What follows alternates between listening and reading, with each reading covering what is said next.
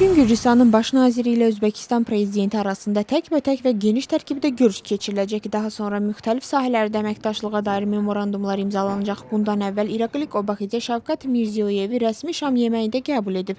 Qonaqlar funikulyorla şəhəri gəzib Tbilisinin mənzərəsini seyr ediblər. Prezidentin şərəfinə Tbilisi televiziyası gülləsi Özbekistan bayrağının rəngləri ilə işıqlandırılıb. Şavkat Mirziyoyev Gürcüstana 2 günlük dövlət səfərinə gəlib. Bütün Gürcüstanın Katolikos Patriarxı 3-cü Şio Fransanın Gürcüstandakı fövqəladə və səlahiyyətli səfiri Olivier Kurto ilə görüşüb. Səfir 3-cü Şionu Patriarx seçilməsi münasibəti ilə təbrik edib və Fransa hökumətinin təbrik məktubunu şəxsən təqdim edib. Görüşdə Gürcüstan ilə Fransa arasında mövcud olan tarixi və mədəni əlaqələr müzakirə olunub. İki ölkə arasındakı münasibətlərin əhəmiyyəti xüsusi vurğulanıb.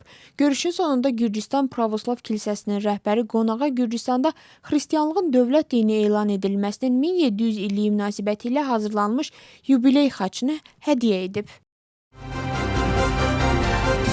Dəyişikliklər naminə koalisiyanın lideri Elena Xoşdarya ilə bağlı ilkin müayinələrin nəticəsində bəzi dəyişikliklər aşkarlanıb və konsiliumdan sonra radioloji müayinələrə başlanacaq.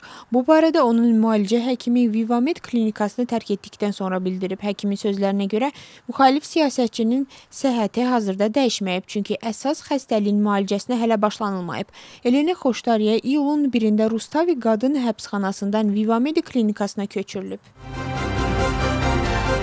Vahid Milli Hərəkatının sədri Tina Bokuçava cəmiyyətdən səmimi olmadığına görə üzr istəyib. O bildirib ki, 2 il əvvəl partiya sədri vəzifəsində Levan Xabeyşunlu əvəz edərkən bu dəyişikliyin səbəbi kimi onun sağlamlığı vəziyyəti göstərilsə də əslində bu doğru olmayıb. Tina Bokuçava etiraf edib ki, həmin vaxt əsas məqsəd müxalifətin birləşdirilməsi idi və bəzi siyasi qüvvələr Levan Xabeyşunlu qəbul olunmaz lider hesab etdikləri üçün onun yerinə Tina Bokuçavanın namizədliyi irəli sürülüb. Hakim komanda isə bildirib ki, Vahid Milli Hərəkatın yalan danışması və qeyri-səmimiliyi onlar üçün təəccüblü deyil. Gürcü Arzu Partiyası müxalifətin ağır vəziyyətdə olduğunu bəyan edir.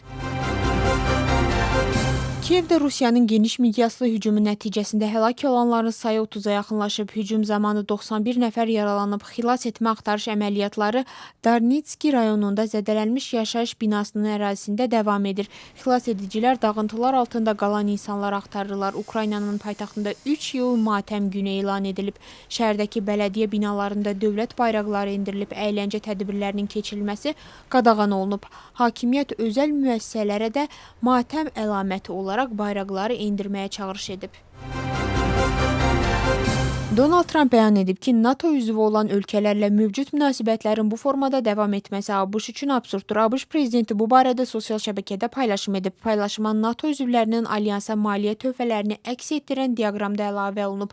Diaqramdan görünür ki, ABŞ-ın xərcləri digər üzv dövlətlərə müqayisədə xeyli yüksəkdir. Donald Trump paylaşımında yazıb, ABŞ-ın bu cür bir tərəfli yolu davam etdirməsi absurddur.